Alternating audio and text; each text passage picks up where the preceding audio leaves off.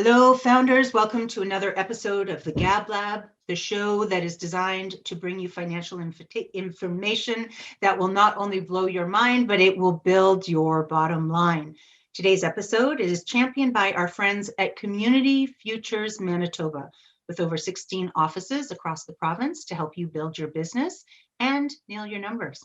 And today we are in the lab with Bruce Winder, president of Bruce Winder Retail and author, right? The book just came out, Retail Before, During, and After COVID-19. I love that you have it behind you, Bruce, because I don't have to go to my notes. Exactly, yeah. Very strategic, very strategic. And you know, we were just talking about this, but Bruce, you really are one of Canada's leading authorities on the topic. If anybody watching Googles you, like there's so much value and content you have out there, BNN, CBC, CBC, CTV, Global, Financial Post, Global Mail, like it's everywhere. So making the time to be here. You're going to make me blush. Thank you very much. So guess what? Today we're talking about retail. If you haven't guessed it and you're watching, you're tuning in at the right time. If you have a retail business, this is an episode that you don't want to miss. And Bruce is going to share with us lots of important stuff. But as always, we're going to break it down into three components for you. So the first component is really going to be about the state of retail that we've been seeing in Canada and the future. Like, where are we now and where's this going? The second section, we're going to talk a little bit about what you can do now so that you're here for the future of retail. And then the third section, I've had the great privilege of speaking to Bruce before the call. He's got some really wild, crazy, brilliant ideas on things that you can do that are out of the box that may just be what you need to keep you in the game. All right. So Bruce, where are we at? Where is retail at in Canada right now? Yeah, well, thanks very much for having me too on the program. I really appreciate it. Obviously, retail's in a very tough spot right now. It's going to depend on who you are. Obviously, if you're a big box, you're probably doing not bad, especially if you're a big box in the food industry, or you've been allowed to remain open. But for most of the businesses in the country, the small businesses, depending on where you're located, you've had your door closed for a while. And it's been a really, really challenging time. I mean, what we've noticed, obviously, when this thing hit about a year ago, is that there was a huge flight toward e-commerce. So e-commerce sales overall in Canada pretty much doubled. A lot of folks didn't have a website, believe it or not. A lot of folks didn't have that capability because they were based on, the in-store experience, which is rightly so. They were differentiating themselves from the big players.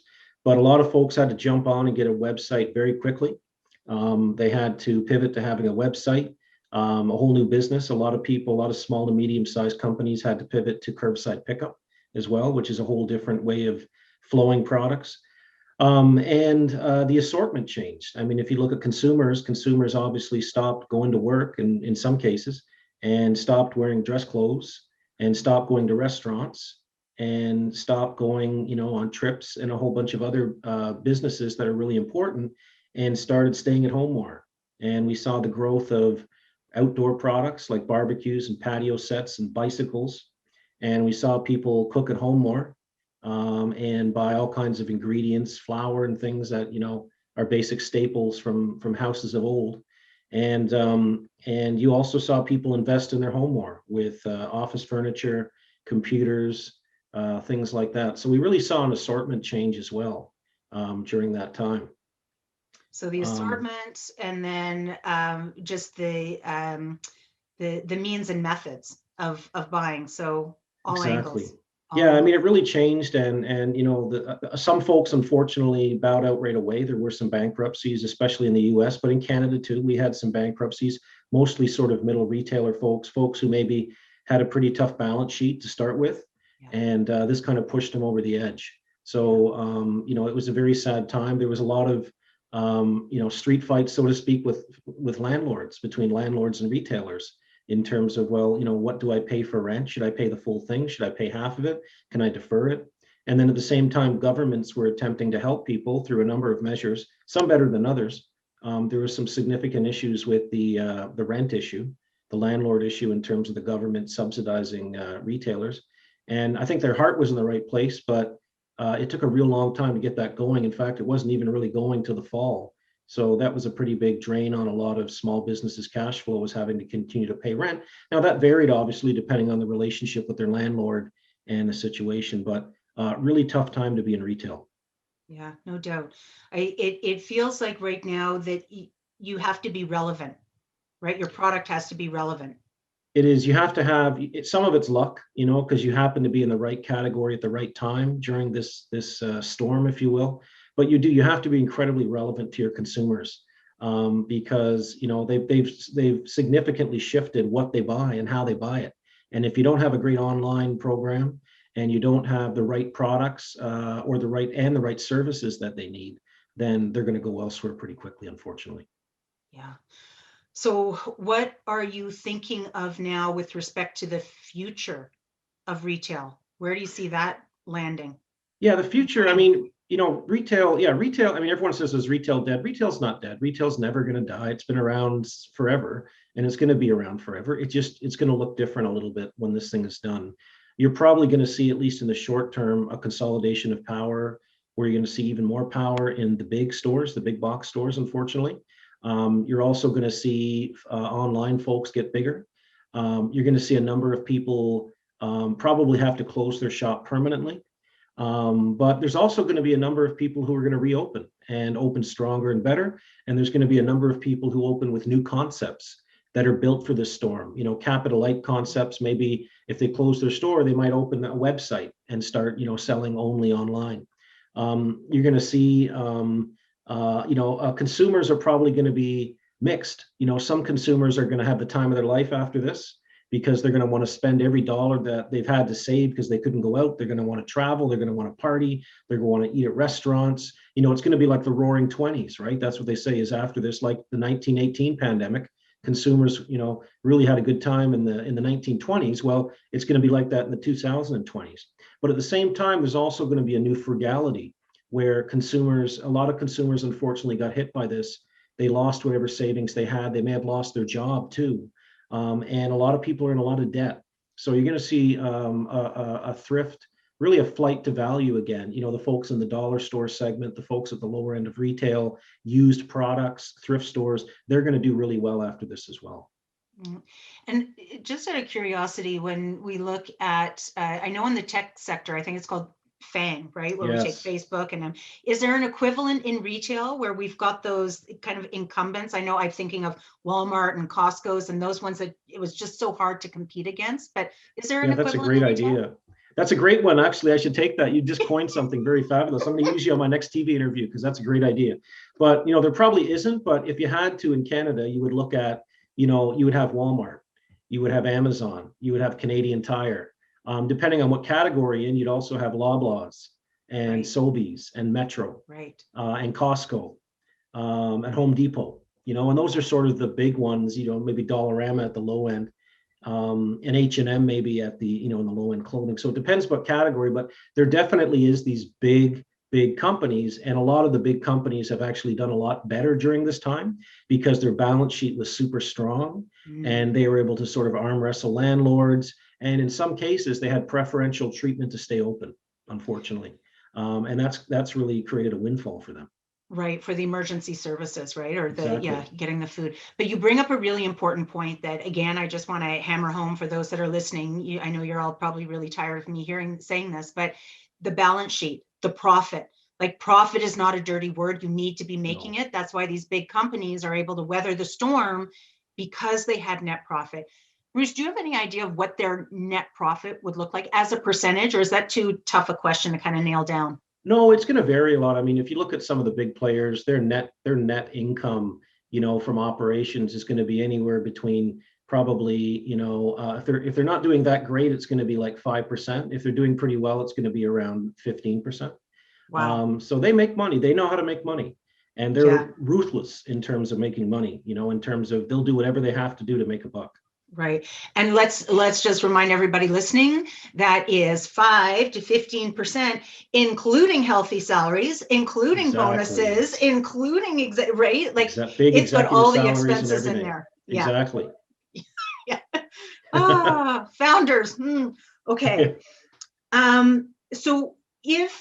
So with all of this, it feels like it's somewhat hard to compete against a big business, knowing the other thing I've seen, and I try to, if I can, and I don't need it right away, I definitely look to support a small local business. Mhm. But these big companies and their turnaround, delivery time, including shipping, Mhm. it's making it harder and harder for these smaller guys to compete against that. Are you seeing that just increasing, or what are you seeing on that side? Yeah, it's a really tough time because, historically the little guy and the little girl, so to speak, would use customer service and in-store experience to differentiate from the big folks. And with a lot of the stores closed, very difficult to do that.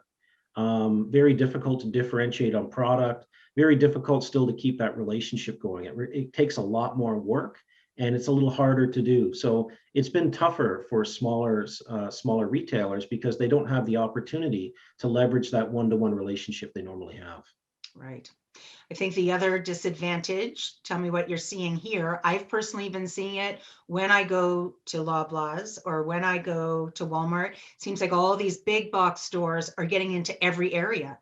They are, Home yeah, decor, fitness equipment. It's yeah, not just food anymore. It's not just their category. yeah. They're competing on every category, it seems. They really are. It's a great point. And I mean, those big retailers already have, call it X million people coming through their doors every week, and they're trying to capitalize on that. And a lot of them have tried to capitalize on what we've seen during the pandemic, where people are buying more fitness equipment because gyms are closed, and they're cooking more and they're putting more money into their homes. So these folks have sort of taken advantage of that, and they want to squeeze every dollar they can from that shopper who's coming in every week to get their groceries or what have you. Yeah, it kind of feels like they're squeezing out the small business in the interim, right? Sometimes, yeah, it's So true. what advantages do you think a small business has over the large one? You mentioned customer service back in the Hmm. day when they Hmm. were able to open their doors. What advantages do you see them having right now that they might be able to leverage? I know we'll talk a little bit more about this in the next segment, but Sure. just from a high level perspective, what would you say are their tools in their toolkit right now? Probably a couple things. One is the fact that they're local and that they're small, because there's a really big movement right now. And there was a movement before, but it's really big now during the pandemic to buy local and to buy from your local store, because people realize that, by buying something, you're not paying for the CEO's next yacht. You're paying for someone's well-being down the street. So I think there's a real opportunity to market local, and try to help people. I think there's also an opportunity to move quickly, because big companies are sort of like the Titanic. It takes a long time to turn. It takes a long time to move. So you have an opportunity to try new things and test a few things really quickly. It can be a test for one day for a new product. So you have the ability to move really quick. And I do think you still have the ability, to really get personal with your customers, because let's face it, when you go to a big box store, they try to act like they're personal with you, but it's really a bunch of kids who are in high school who don't really want to be there, who are serving you. And you're going there more because of the price and because of the assortment. So there's an opportunity to actually connect one-on-one from a people side, and that's a real big differentiator, I think, as well. Oh, Bruce, so valuable. So I'm hearing connection. I'm hearing keep it personal, right? Being able to emote with people on the level Mhm. that they're at. And this is a really good point that you brought up, just their speed, their Yeah, their their nimbleness, right? To yeah, just like pivot and pivot next week, not pivot exactly. in 5 months. I did actually hear today that HBC, Hudson Bay Mhm. Company, is actually moving to this online marketplace now. So Yeah, kind of getting out of the e-commerce story, but it becomes more of their shopping, their virtual shopping experience online, which took them a year. So, yeah, so for all those small business owners out there, that pivot and yeah. just being swift with it. All right. Well, thank you for that. No Some problem. really valuable insight. And understanding the future, I guess not any of us can predict it right now, No. but if we look at the past 6 months, and we kind of chart forward for the next 6 months, looking to see how we can stay a part of that. So this will take us through to part one. Bruce, you're going to join us here for part two, which is really all about what you can do right now to make sure that you're in the game for the long run. So Bruce, thanks for being here for part one. Thanks You're again to welcome. our episode champions, Community Futures Manitoba. We're going to go grab a quick coffee and we'll see you back in here for part two. Bye for now.